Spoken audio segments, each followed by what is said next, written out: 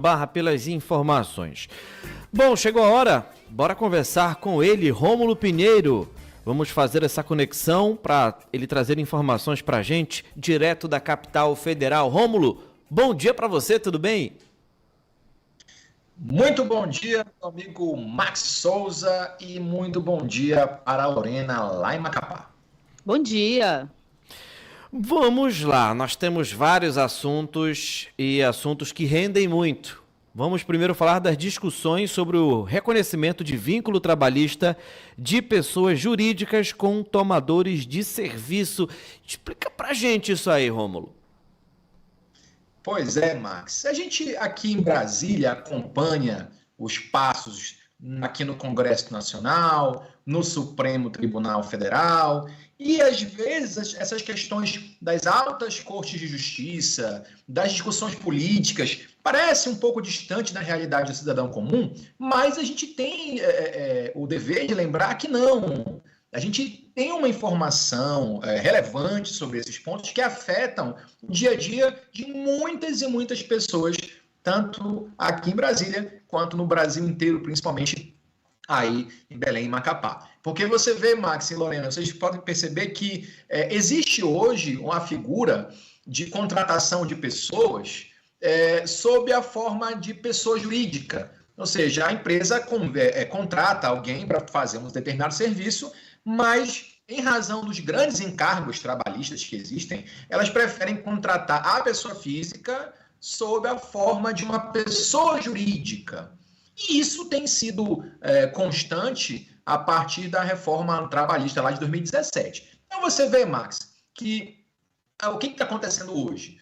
Depois da reforma, o Supremo vem entendendo que essa forma de contratação é bem tranquila, ela é lícita para qualquer tipo de atividade, mas a Justiça do Trabalho vem entendendo diferente, porque nós sabemos que existem muitas situações nas quais os empregadores usam essa forma de contratação unicamente para pagar menos tributos ou burlar alguns direitos trabalhistas dos funcionários. Então, você vê que nessa maneira de contratar alguém, o empregador não tem que pagar FGTS, férias, rescisão remunerada, 40% do FGTS, enfim, são vários encargos que o empregador deixa de pagar para o trabalhador. E aí, chegou ao Supremo Tribunal Federal, vem chegando várias reclamações constitucionais de decisões lá da Justiça do Trabalho. Então, aqui o STF está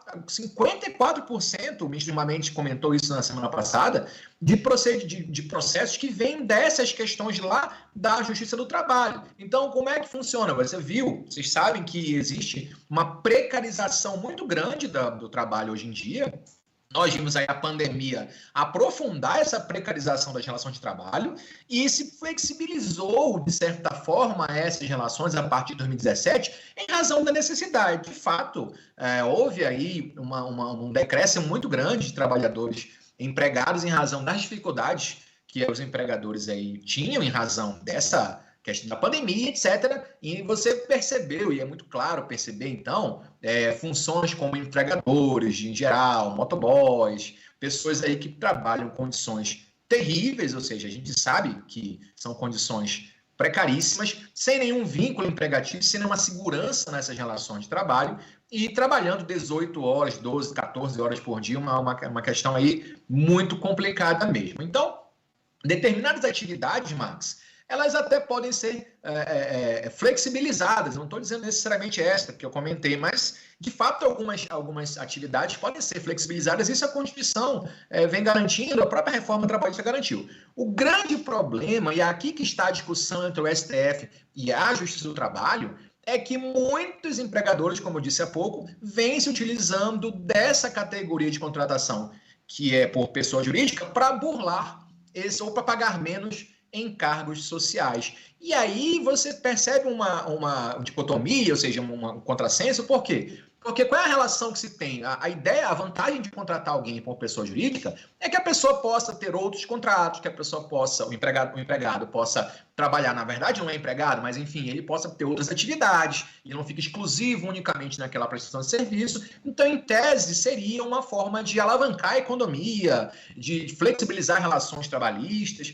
No entanto, por outro lado, alguns vínculos, algumas situações que são da relação de trabalho também não podem ser exigidas, ou seja, habitualidade, hierarquia, ou seja, subordinação do empregado. Não existe mais nessa relação entre pessoas jurídicas. Então, nós temos uma pessoa jurídica contratando com uma outra pessoa jurídica.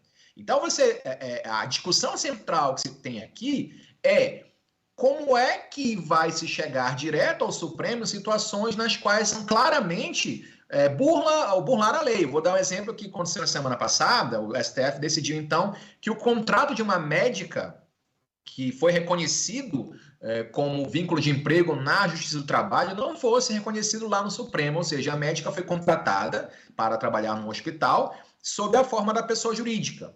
Só que a médica, na relação processual, foi demonstrado isso, a médica tinha horário para entrar, tinha chefe, direto, não podia fazer outras atividades no período em que estava trabalhando lá no hospital, ou seja, todas as características de uma empregada, de uma funcionária empregada. E mesmo assim, a Justiça do Trabalho reconheceu esse vínculo empregatício, mandou que o hospital pagasse as verbas decisórias, mas aqui o Supremo Tribunal entendeu que era um contrato pessoa jurídica e simplesmente cassou a decisão da Justiça do Trabalho. E aí há várias decisões na Justiça do Trabalho em contrário à jurisprudência do Supremo. E nós temos uma discussão imensa sobre isso, porque existem situações como as quais, de certa forma, é possível fazer essa flexibilização, mas em outras, várias, há um risco muito grande à segurança do trabalhador, à garantia de pagamento das suas verbas decisórias, de direito de aposentadoria. Tudo isso reflete nessa relação dificultosa que tem sido entre a obrigação de contratar como pessoa jurídica ou então levar à Justiça do Trabalho essa questão e o STF revogar tudo, cassar as decisões. Então, Max, há uma briga muito grande, isso vai refletir para um cidadão comum que tem esse vínculo,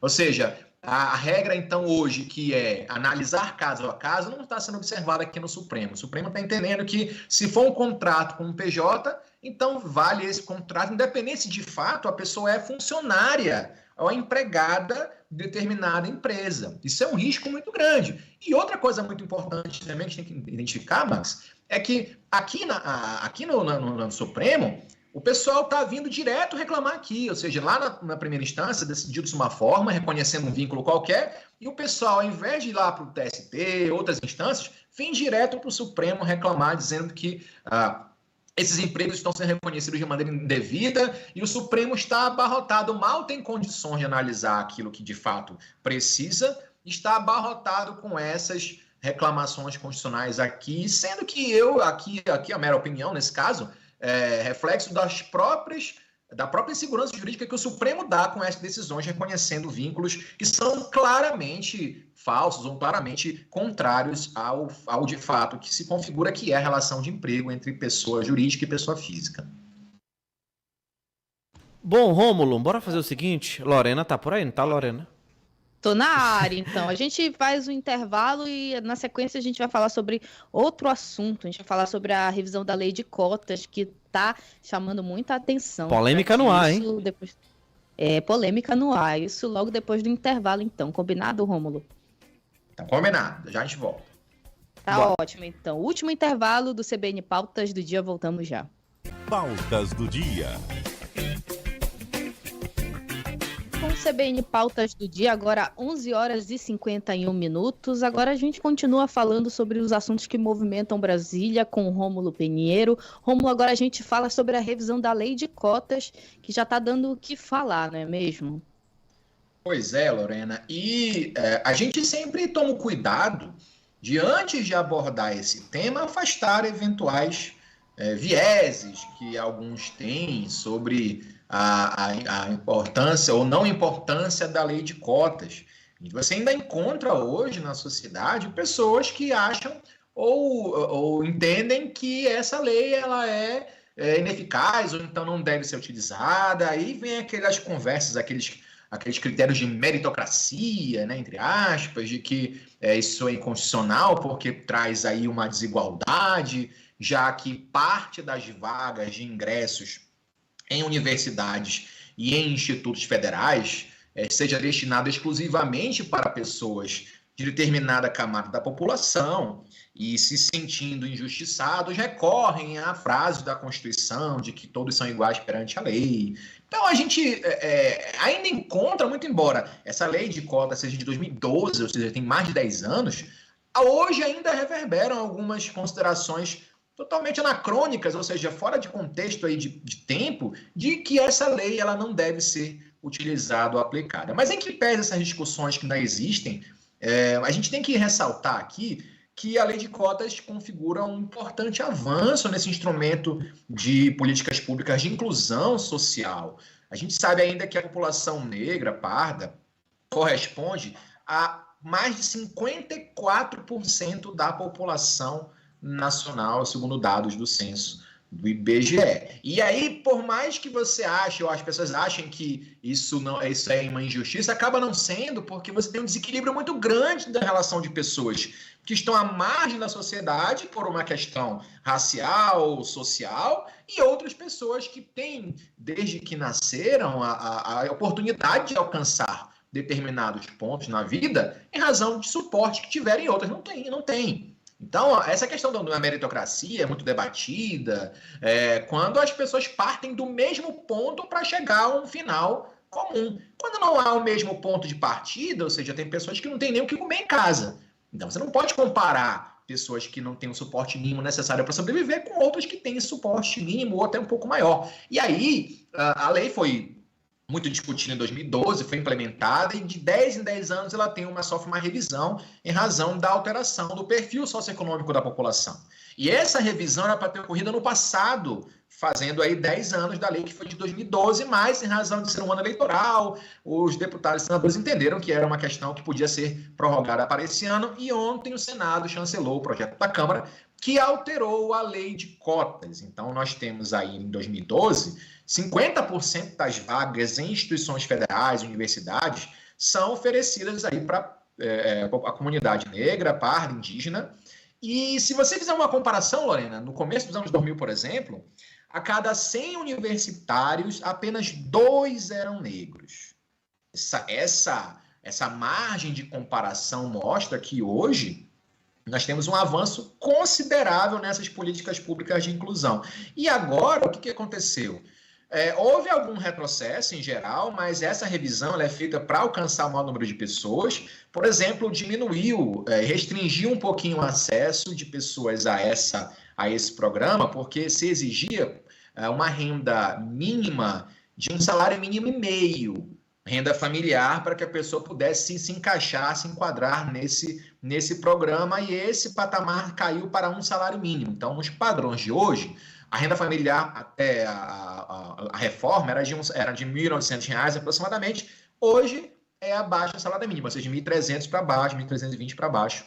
É a renda familiar, ou seja, restringiu-se o acesso da camada mais pobre. A informação que o governo dá é que vai aumentar o número de pessoas, porque vai restringir para uma certa camada, mas vai aumentar para outra camada, já que mais pessoas estão na qualidade de receber menos salário mínimo do que um salário mínimo e meio. Mas, enfim, que pese essas pequenas distorções, se incluiu uma comunidade muito importante que não vinha sendo lembrada nessa política pública de inclusão social, que foram os quilombolas, as comunidades quilombolas que existem aí desde o século XIX aqui no país. Elas foram agora contempladas como uma subcota. Então nós temos em principal a informação das cotas raciais, também a percentual de pessoas que são oriundas da escola pública, a gente sabe disso, também existe como uma subcota. Isso incluiu a questão dos quilombolas. E aí que a briga começou aqui em Brasília, houve discussões acaloradas aí no Senado ontem sobre isso, deputados dizendo que essa cota racial era discriminatória. O deputado Kim Kataguiri, por exemplo, gritou bastante aí, dizendo que era